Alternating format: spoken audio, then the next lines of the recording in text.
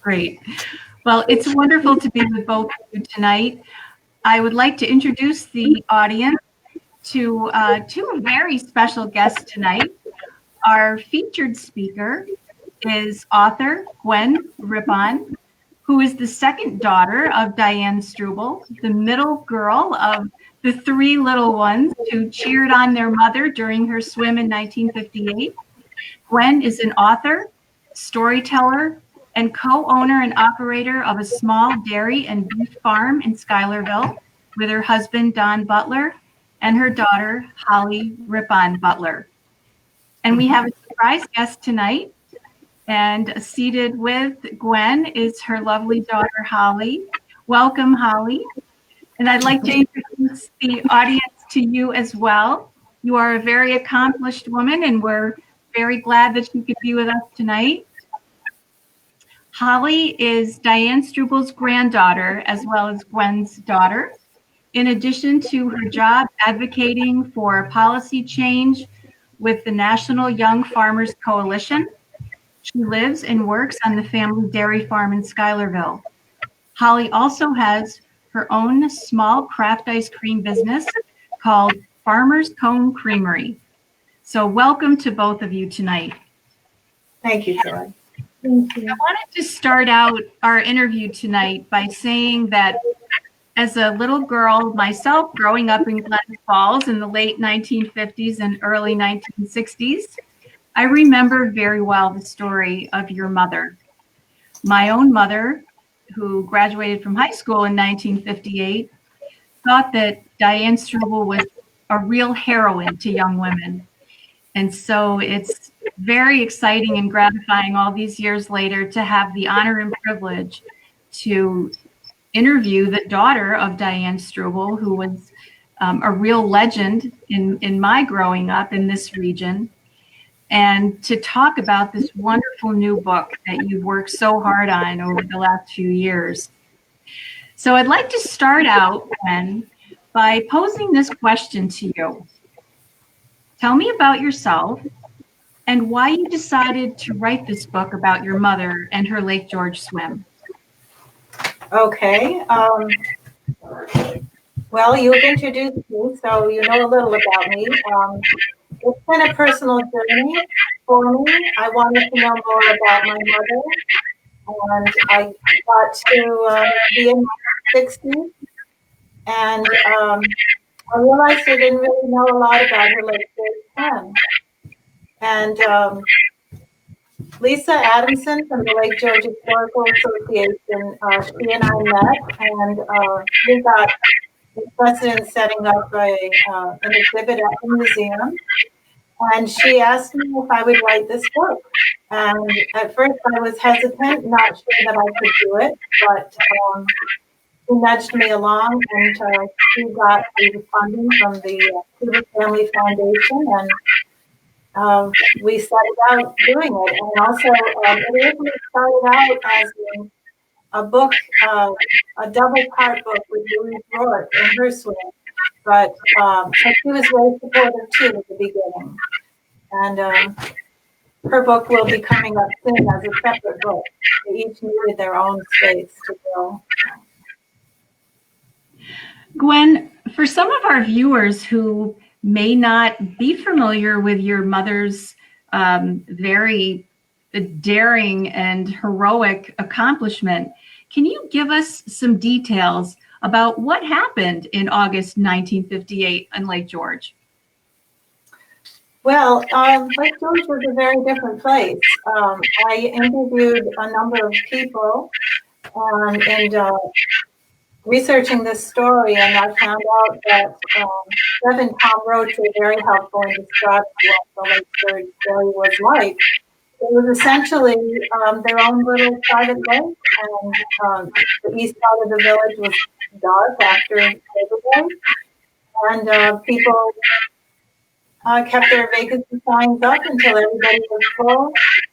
And it was at a point in history, a pivotal time, when the school was just about to blossom into a real tourist destination. And there were a lot of colorful people in the area.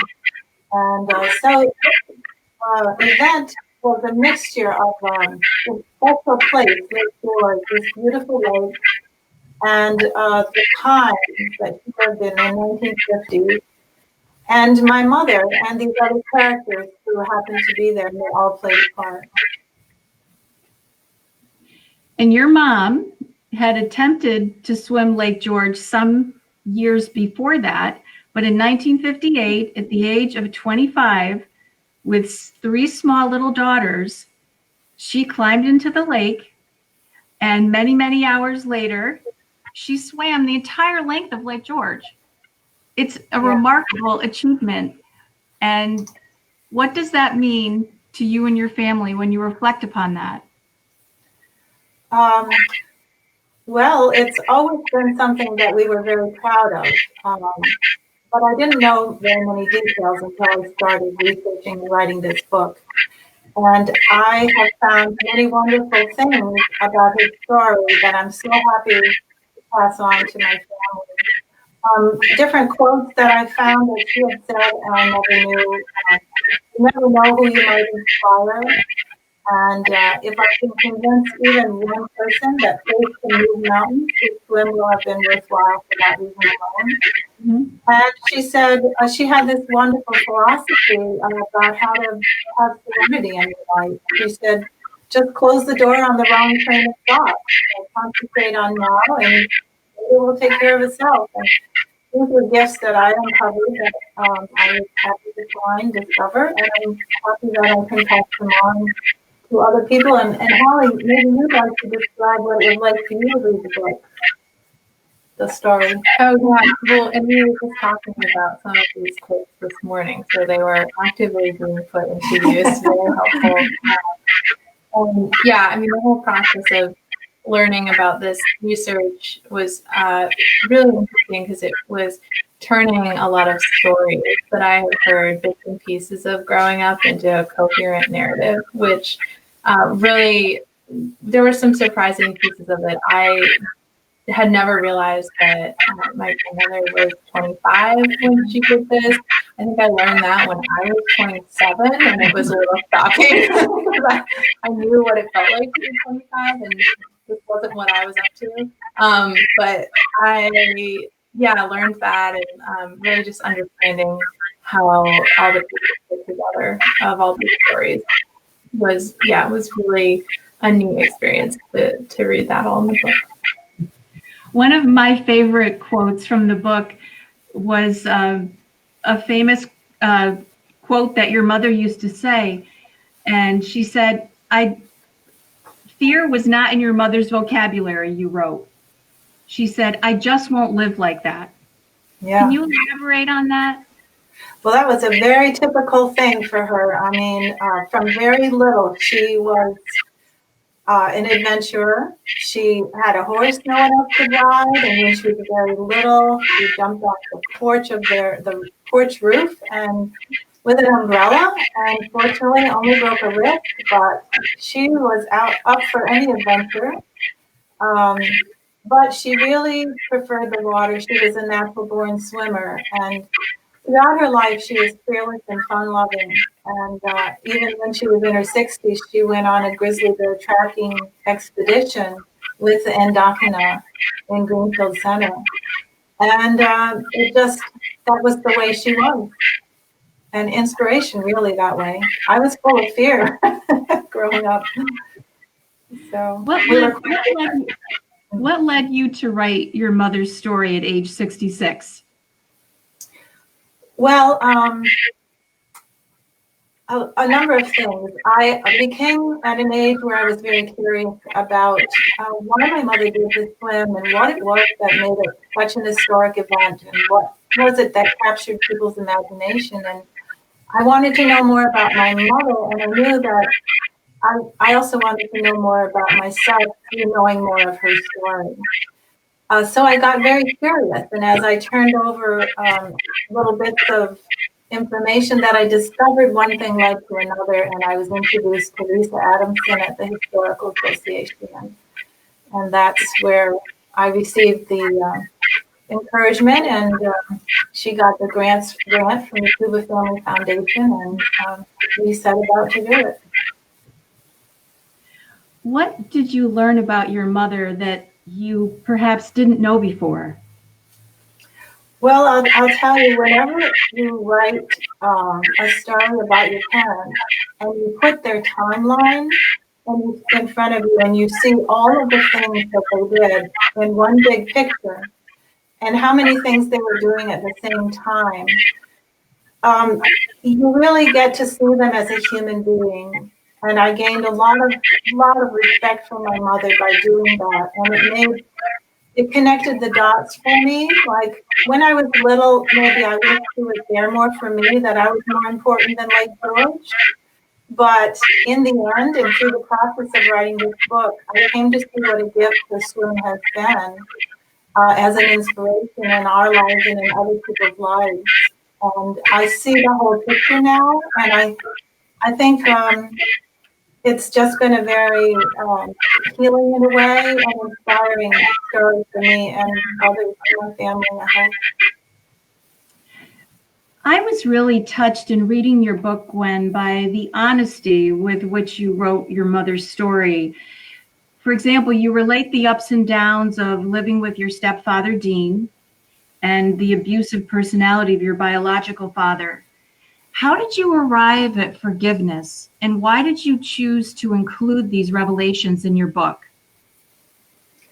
Okay, well, Before you answer, Mom, can I just, we're hearing a lot of feedback, and I see there's a comment that other folks are hearing that too. I'm not sure how to solve it, but maybe, Teri, are you able to try muting while we're talking?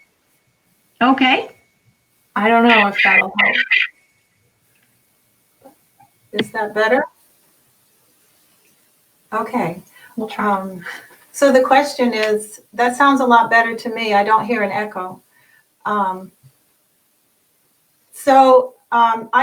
chose to write about my whole family, and I've always, maybe as the middle child, I've always assumed the role of being the peacemaker.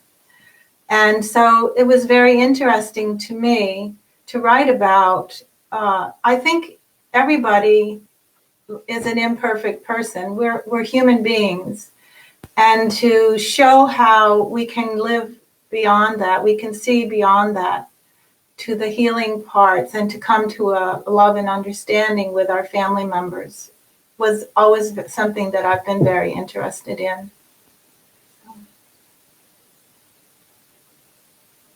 You need to unmute now. Thank you. I would say, Gwen, that it's very brave. It's very brave, the way that you wrote about your family.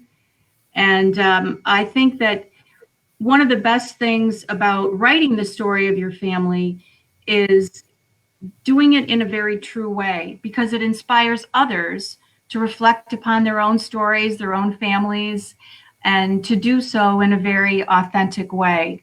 So I really commend you for that. I know it wasn't easy. And certainly as an author, you now know that writing a book is almost like giving birth to a child. It's a long process, and it's somewhat painful and has its ups and downs. But the reward at the end is truly great and lives on in a lasting legacy. Thank you. Well said. Holly, I'd like to ask you a question. One of the most beautiful photographs in the book is the one in which your grandmother is holding you when you're just a baby, about 6 months old. What feelings does that image evoke for you? Oh, yeah. I think you'll need to mute again, Teri. There. Yeah. The photo is really, it was really, I don't know that I had seen it before the book, or if I had forgotten about it. So it was really lovely to see that again. And I think I can remember my grandmother. I feel lucky to have memories of her. She was alive till I was in my teens. And she really, I feel like looked the same until she passed away, that she was very vibrant and healthy and was really taking care of her health and focusing on that. And so seeing her in the picture really doesn't look like seeing a younger version of my grandmother. It really feels like this is who I knew her as, and I can remember like she was very strong too, and so I think there's a very visceral memory of her hands and her strength that you see in the photo as well, that I have, that I'm really grateful for. And I think even seeing the photos of her in the other photos of her in the book, where she's very much younger and in a bathing suit and things like that, which were not how I saw her in my lifetime, but they make sense. They don't feel like you're looking at a different person. She still had that same energy of being very healthy and smiling a lot. So yeah, I think seeing that photo, it was really nice, and it just also made a lot of sense with who I knew my grandmother to be. One thing I'd like to add, Teri, is, can you hear me? Is one of the other things I discovered during the book was the quote my mother said, "Swimming Lake George and being a mother were the greatest events of my life." I had never known that she had said that, and I found that both healing and, I was a little surprised in a way. I guess I didn't know what to think. I knew deep down that she always loved us, but it was difficult living with a person who was a celebrity and a strong character. And so that was a healing thing for me to discover that she said. So I just wanted to add that.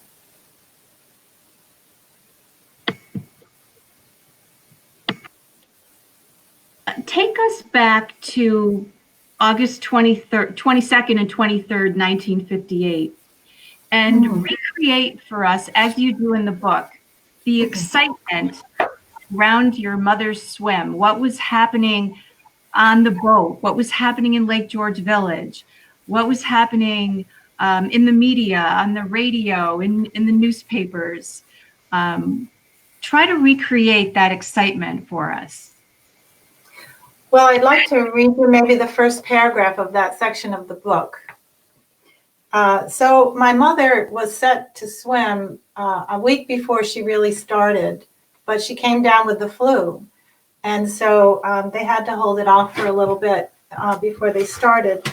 But imagine that the whole world or the whole Northeast is watching, and you have the support of Schaefer Brewing Company as your co-sponsor and the Lake George Chamber of Commerce. And there's this huge expectation on you to perform and swim this lake that nobody has ever swum before. It's 32 miles long, and you don't know if it can be done. But I know my mother was the type that she knew she could do it. She was rock solid. There was no doubt. But so here's the first paragraph of this chapter, The Most She Could Offer. At 10:29 a.m. on Friday morning, August 22nd, after coating her body with 5 pounds of grease to stay warm, Mom waded into Ticonderoga Creek at the far northern end of Lake George. Her swim started rather quietly near what is now called Diane's Rock, which bears a plaque in her honor.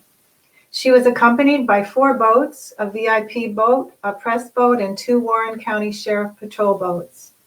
The first hint of excitement came as Dianne passed Rogers Rock Slide, where the passengers on the tour boat Ticonderoga crowded the railing, waving and cheering her on.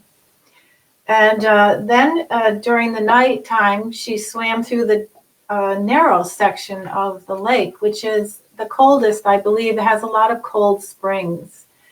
And when she emerged on the other end, of the southern end of the Narrows early in the morning on Saturday, it was 60-degree water. And she said that was the most difficult point of her swim. She had to thrash around in the water, I remember her saying, just to get warm.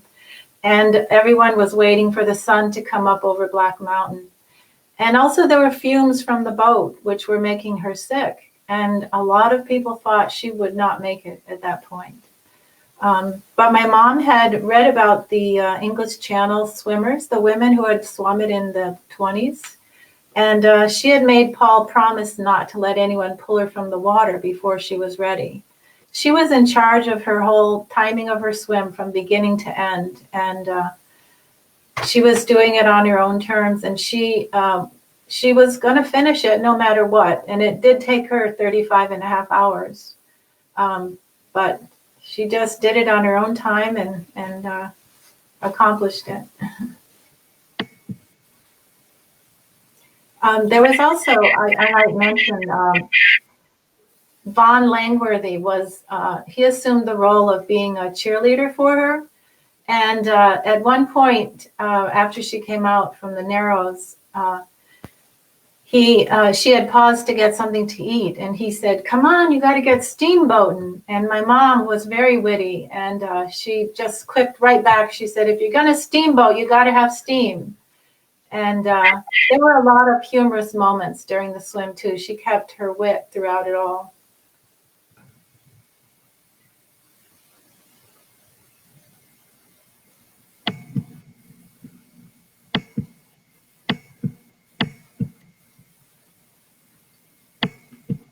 I saw Bridget's comment asking if I swim or paddle. And yes, very recreationally, but not in any competitive sense. And I did do swim team for a little while in high school, but I wasn't very good at diving, and I got water in my ears, so that didn't go very far. You were going to dive your own way like your grandmother. Yeah. I think your grandmother would be very proud of you, Holly, for sure. Oh, we have another question. Yeah, I see how my mother's cousin, Jane Current, is asking how Diane got started with distance swimming. Hi, Jane. So nice to see you. My mother was a natural-born swimmer. She actually taught herself how to swim, and her own mother would take her camping up in the Adirondacks with her grandmother and her sister, my mother's grandmother and my mother's sister. And my mom would just get in the water in the cold northern lakes and swim, and her mother would paddle alongside in a rowboat for safety. And that's how she got started.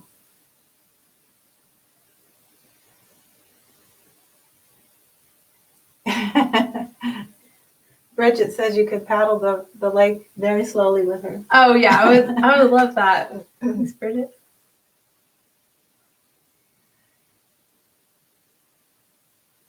I can't hear you now, Teri. Oh, there we go. Gwen, as we all know, Lake George has called, so to say, many artists, writers, entertainers, athletes, and creative people with its magnificent landscapes and beauty. What about Lake George do you think drew your mom? Well, she had this quote. She said, "I'd rather swim Lake George 6 times than once any other lake, to swim any other lake once." It was the fact that it was cold, clear water, and it was surrounded by mountains. She loved nature, and she felt like swimming it's like just between you and nature and you and God. It was almost like a spiritual experience for her. And Lake George really drew her because of its natural beauty, I think, and the fact that the water was so clear and beautiful. Following her fame in swimming Lake George, your mother also became a local celebrity through her work at Animal Land. Can you tell our viewers about that? I could write 4 more books if you'd like. Her manager, Paul Lucaris, was the Lake George president of the Lake George Chamber of Commerce. He was a visionary and an entrepreneur, and he had started Animal Land in Lake George, which was right across the road from what is now the Great Escape. It used to be called Storytown, USA. And after my mother's swim, she became a celebrity, and she married Dean Rippon, our adoptive father. Paul offered us a place to live, on his park, at his park. And so our father built a cabin at the back, and my mother and father agreed to help perform for him. And so they were featured in the Alligator Adventure Show as Jane and Tarzan, and he would swing in from a rope up on a high ramp, and my mom would be in this beautiful bathing suit, and they put on quite a show. But we were all part of running Animal Land. My mom had encouraged Paul that we could do the work as well as his employees, and we began helping out with the chimp shows and the snake show. My sister would take a big snake down, and all kinds of experiences. A friend of ours just sent me an article this morning, with an old article that had the headline like "Alligators Found in the Northway" or something. That there was a lot happening there. I told you, 4 more books. No. Well, we'll be ready for those. I can assure you. I know this book was going to be a bestseller. Gwen, many of the themes in your mother's life that are expressed in your book will clearly resonate with a whole new generation of women today. Single motherhood, divorce, raising children, earning a living, being in an abusive relationship, ambition, drive for self-improvement. What do you feel that these themes teach women today? Well, I think one of the things about my mother was that she never let the circumstances of her life define her. She had a vision for herself, and she just went for it. And I think maybe that would be the inspiration for people to, especially women, that find themselves in those situations, to dream big and to follow your dream. What do you think your mother would say about you writing her story? I think she would be pretty proud. I really do think that she would be happy with it, I hope. What do you think, Holly? Yeah, I think so. I think so too.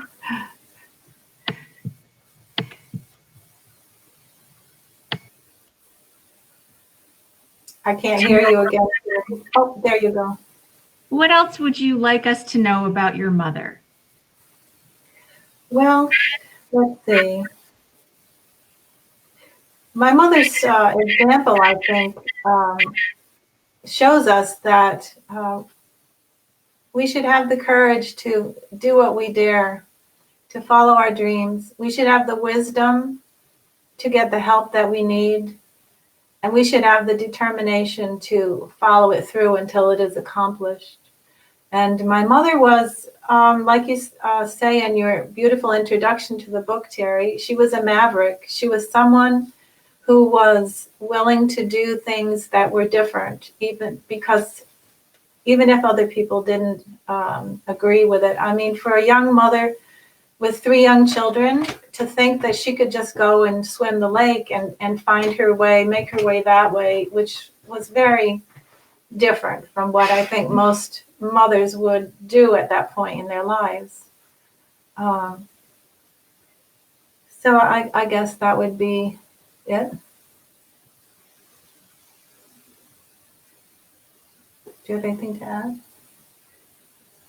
Well, I think maybe not everyone knows that she lived in Lake George until she died, that she had a home just outside of town over by French Mountain.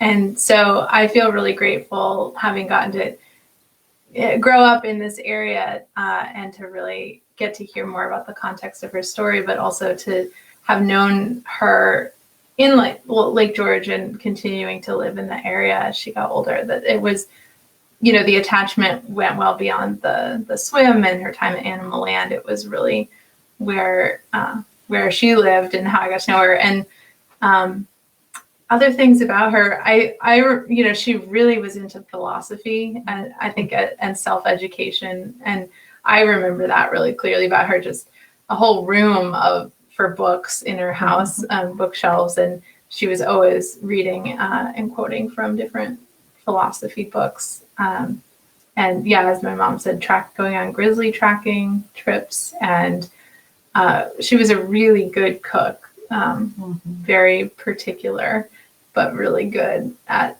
cooking. And yeah, really just enjoyed continuing to learn as she got older. Those are some things that I remember. Yeah, one thing I wanted to talk about is the timing of my mother's book and her legacy. I don't know if that's one of the questions you wanted to ask, but is this an okay time to talk about that? Like I said, my mother's swim happened at a time when Lake George itself was blossoming into a tourist destination. And her story now is kind of coming back into view, into people's, whatever. People are discovering, finding out about her story, maybe for the first time, or maybe as a memory for them. But it's at a time when Lake George needs our help now environmentally. We've used her for 62 years. And if my mother's legacy can be that people are inspired to do something about the water, to keep it clear and clean and keep Lake George the wonderful swimming place that she had always loved, I think that would make her really happy.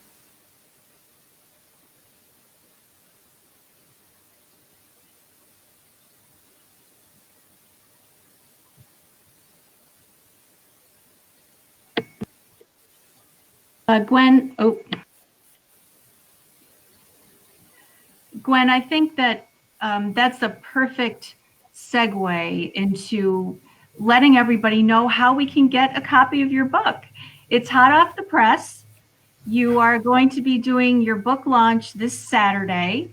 So tell us where you're going to be on Saturday, how we can get the book, how we can get a signed copy, how much it costs, because I know people will be lining up to read this story about your famous mom. Thank you. Yes, we're having a book launch at the Lake George Historical Association this Saturday from 10 to 3. It will be under tent and socially distancing with masks, but there will be an open mic. And the interesting thing about this, I will be signing books, of course, and the books will be available for an introductory rate of only $12 with tax $12.84. The interesting thing about this day, though, is that 2 other women have swum the lake since I wrote the book. And one is Charlotte Bryn, and she was not only the fastest, but the oldest person to swim the lake. And then Carolyn Block, who just swam the lake as a double crossing, which means she swam from Lake George Village to Ticonderoga and turned around and swam back to Lake George Village. So these are remarkable women, world-class athletes that will be coming to the book launch. So you'll have a chance to meet them and maybe hear them share something. And the really neat thing is, so my mother was the first person to swim Lake George, and at the book launch, we're going to have the last person, the fastest person, the farthest person, the oldest person, and they're all women. And there have been 8 women that swam Lake George. The first and the last were women, and only 6 men. So this proves it may be a very exciting event, and there will be people that are in the book that will be sharing. Mayor Blaze will be there, I hope. He plans on being there, and Eberhard Brukowski, a close friend of my mother's. And the weather looks great so far, so we'll keep our fingers crossed. You can also order the book by going to the Lake George Historical Association website, which is www.lakegeorgehistorical.org, and just either click on the book or under publications, and it will give you information.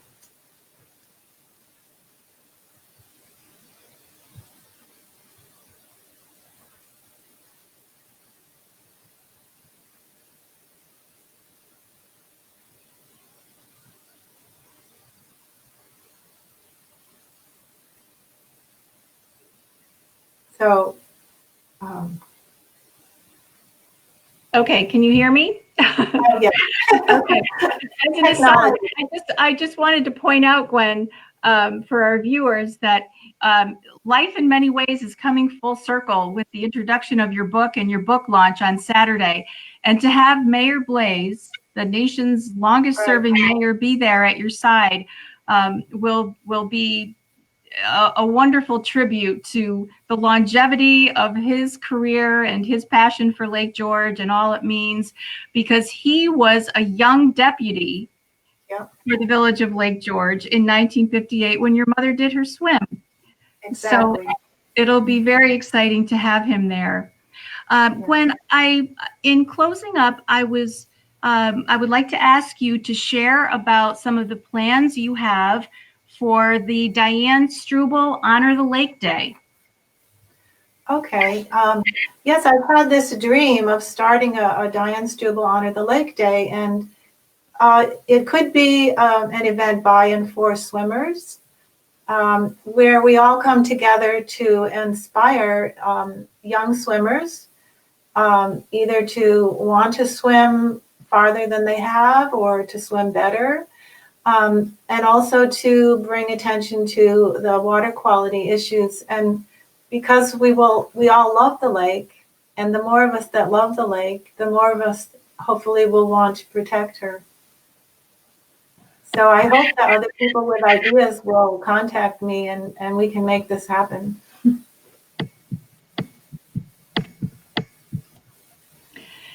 Gwen, Holly, it has been my great pleasure to speak with you both tonight. I want to congratulate you, Gwen, on the debut of your book, Called by the Water, When Diane Struble Swam Lake George. I can't wait to get my copy on Saturday. My husband, Mark, and I will be there. And we are so honored to be able to take part in such an amazing day for your family, to honor the legacy of your mother, Diane Struble, and all she meant. She belonged to your family, but she also belonged to the people of Lake George and our region. We believe she's a heroine. She's an inspiration to us still to this day. And through the pages of your book, you will bring a whole new generation to know her, to love her, to be inspired by her. And I'm very sure that your book will be a great influence in turning attention to the lake and the importance to the people of this region. And we can use your book as well to save our Lake George. So thank you both very much. Best wishes with your new book. And thank you for joining us this evening. Thank you, Teri, very much for doing the interview. And one of the pleasures of doing this project was meeting you. So, thank you. Thanks, Teri.